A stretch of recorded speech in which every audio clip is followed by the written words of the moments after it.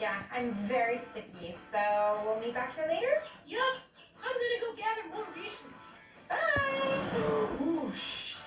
One day later. Whoa! It looks so good, and it's really dry. Let's see. It's definitely hard and sturdy, ready for paint, but where is Peck? Peck? Oh, Peck?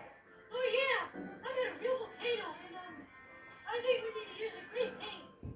Well, we can definitely make gray, Peck, but just make sure you stay safe, okay? Be careful.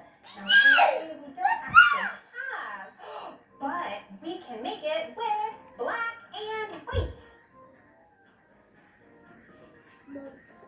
All right, Peck, how do these grays look? Good. All right. Well, it's a big volcano. We're going to use a big brush. And let's get started.